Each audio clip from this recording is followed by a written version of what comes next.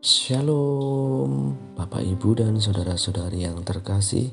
Jumpa lagi dalam Sikat Sabda Iman Katolik hari Kamis 26 Januari 2023. Hari ini gereja memperingati Santo Timotius dan Titus, uskup.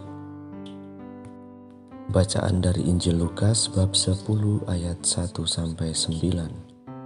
Marilah kita siapkan hati dan pikiran kita untuk mendengarkan sabda Tuhan.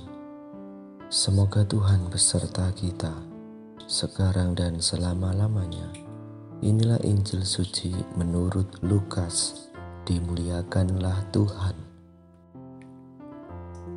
Pada suatu hari Tuhan menunjuk 70 murid, lalu mengutus mereka berdua-dua mendahulunya ke setiap kota dan tempat yang hendak dikunjunginya.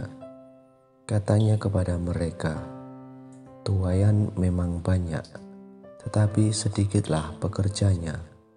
Karena itu mintalah kepada Tuhan yang empunya tuaian, supaya ia mengirimkan pekerja-pekerja untuk tuaian itu.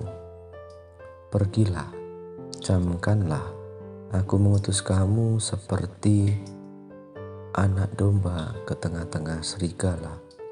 Janganlah membawa pundi-pundi atau bekal atau kasut, dan janganlah memberi salam kepada siapapun selama dalam perjalanan. Kalau kamu memasuki suatu rumah, katakanlah lebih dahulu, damai sejahtera bagi rumah ini.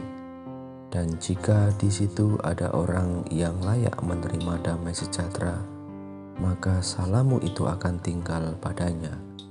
Tetapi jika tidak, salammu itu akan kembali kepadamu. Tinggallah dalam rumah itu, makan dan minumlah apa yang diberikan orang kepadamu, sebab seorang pekerja patut mendapat upahnya. Janganlah berpindah-pindah rumah.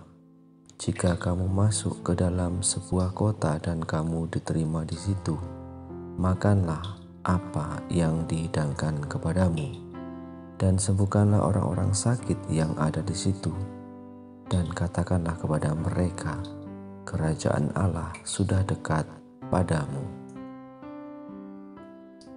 Demikianlah sabda Tuhan. Terpujilah Kristus.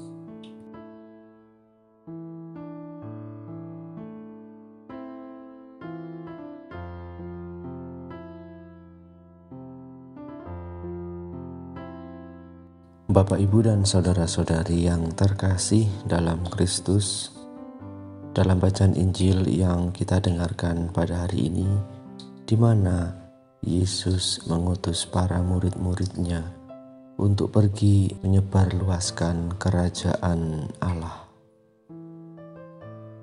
Syaratnya bahwa mereka harus pergi berdua-dua. Mengapa berdua-dua? Tentu Yesus mempunyai maksud dan tujuan, yaitu supaya mereka bisa saling mendukung satu dengan yang lain. Yesus meminta mereka yang diutusnya supaya jangan membawa apa-apa dalam perjalanan. Makan pun tidak boleh. Ini dimaksudkan supaya mereka fokus.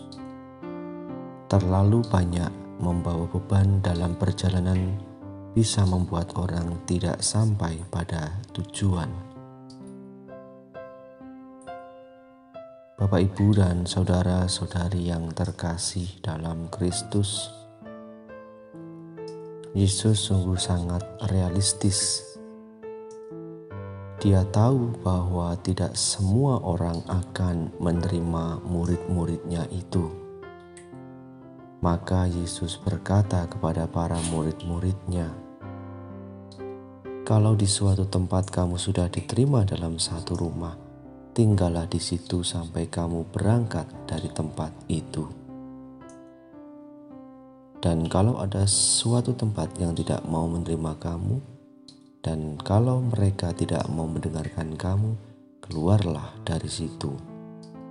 Dan kepaskanlah debu yang di kakimu sebagai peringatan bagi mereka." Bapak, Ibu, dan saudara-saudari yang terkasih, dalam membangun kerajaan Allah yang direncanakan dan dirancang oleh Yesus itu belumlah selesai. Makanya Yesus masih memanggil kita dengan caranya sendiri untuk menunaikan tugas dan perutusan itu. Tidak ada kata tidak bisa, sebab Tuhanlah yang memanggil, memilih, dan mengutus kita.